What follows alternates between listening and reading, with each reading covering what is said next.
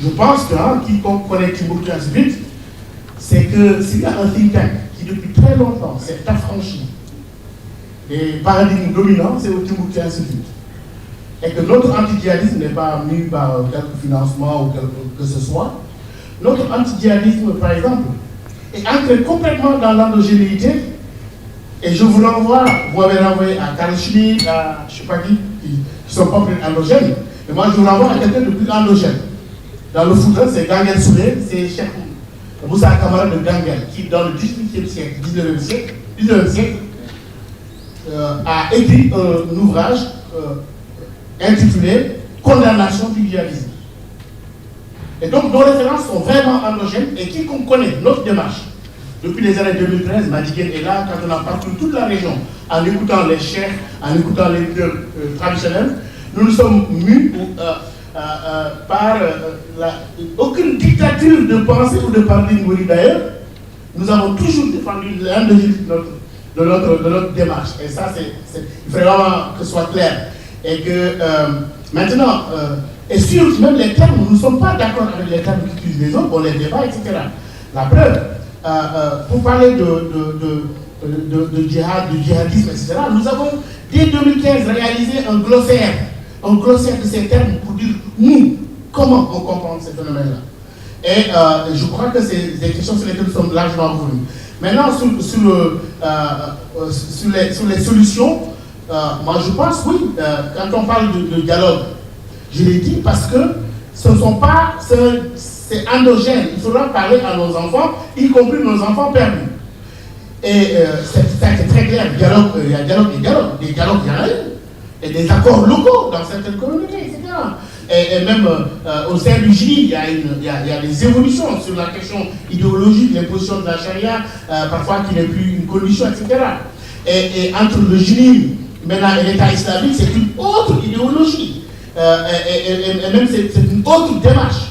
Donc je crois que ces subtilités-là, nous les prenons en compte dans notre réflexion, mais en essayant d'ancrer cette réflexion dans la réalité locale. C'est pourquoi lorsque nous partions, nous, en 2018, à Fatoma, dans le centre de Guinée, lorsqu'on traîne les pieds dans la Ligurie, c'est justement éviter cette réflexion de salon et de lectures diverses sur le terrorisme sans ancrage sur la réalité et sur le terrain. Et donc, sur ce point de vue, nous essayons d'être vraiment irréprochables. Et c'est nos collègues le savent. Hein, tout ce que nous faisons, tout ce que nous disons est documenté par la recherche et parfois par des données qui ne font pas plaisir à tout le monde. 2016, notre rapport sur la banlieue dakaroise, nos rapports sur la région de Kédougou, sur Tambacounda, un dialogue continu avec les communautés et avec le terrain qui nous permet d'alimenter notre réflexion et tirer des conclusions. Sur ce, maintenant, sur le dialogue en tant que tel, comme l'a dit l'ambassadrice de Luxembourg, je crois que tout le monde a son rôle dans ce dialogue. Quand on parle de solutions endogènes, c'est éviter d'imposer des schémas conçus ailleurs et imposés au terrain.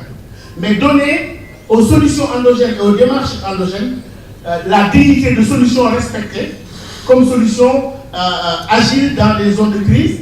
Et tout le monde, naturellement, peut accompagner. Et on a vu ça à partir des malentendus conjoncturels qu'il y a eu entre les pays sahéliens et un certain pays qui peut être la France ou d'autres, peut-être comme la France. On a vu qu'il y a une démarche quand même qui est là, qui est nouvelle. Les gens, de plus en plus, posent la question sur quoi on pourrait appuyer telle initiative et donner véritablement la chance aux voix locales qui connaissent leurs problématiques, qui réfléchissent à partir de leurs problématiques. Et je pense que la SINA touche un problème que nous avons débattu pendant très longtemps. Il y a aujourd'hui, c'est vrai, depuis 5 ou 6 ans, il y a une tendance à vouloir nier complètement la place de l'idéologie dans le terrorisme. En disant c'est la gouvernance, en disant c'est des questions politiques, etc.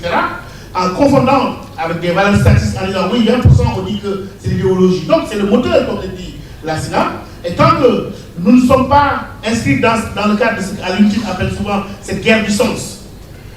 Cette guerre du sens, elle est importante parce que, au finish, Quand on fait le prototype de radicaliser, tel que ceux qu'on a rencontrés personnellement dans le cas de Boudou Maria, ceux qu'on a vus dans la prison de sécurité de Bamako, ceux qu'on a rencontrés dans tout le Sahel, si on résume, c'est ce qu'on appelle ces combattants sont dans une quête et une double quête, tout simplement. Ils sont dans une double quête, ils sont en quête de sens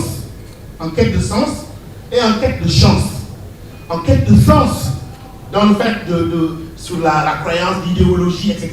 En quête de chance et opportunité économique, inclusion sociale, etc.